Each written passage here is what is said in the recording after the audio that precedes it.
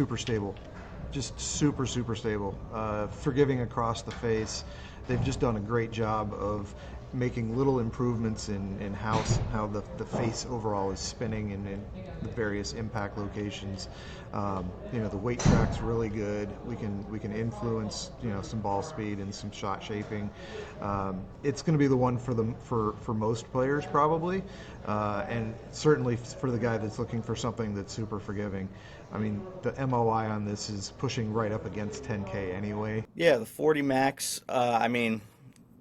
They didn't reinvent the wheel here.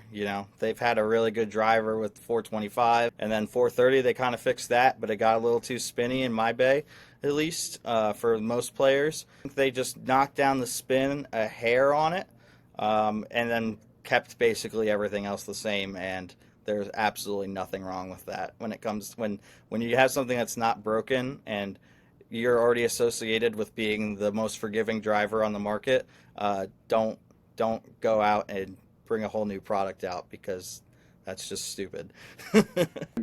That core, Max model has always been extremely stable. Um, it's still stable, but it's a solid head. It's gonna do well. Again, it's just, what is the customer really looking for? If we're purely chasing speed, it might get set to the side. But if we need stability, it's a winner. Yeah, I mean, G440 Max, great driver, a lot of adjustability there. Still kind of the workhorse of the brand, still super forgiving, especially, a lot of, especially off the heel shots. I found like that was a little bit more forgiving driver than most. It's been great in the bay, good ball speeds, good performance. The stability again, you're able to hit it across the face, and you're not getting crazy deviation in spin rates. We're not, if you have an open face miss, typically we see a little more loft added. Typically you see a little bit more spin, but we're seeing that when that does happen, it's not going off the planet in spin. The new model Pings, they continue to impress. They continue to perform. It's one of those things where it's like, if it ain't broke, you didn't got to fix it, but like they keep making it better and it keeps winning fittings. So there's keep doing what you're doing, Ping. They've been crushing it. Yeah, added weight on that back, adjustable or maybe sliding weight there on the G440 Max. Just again, another piece of forgiveness from Ping, and that's what they do best. G440 Max. Not that it lacks ball speed, but I think if you're looking for forgiveness and then ample adjustability, G440 Max is your driver.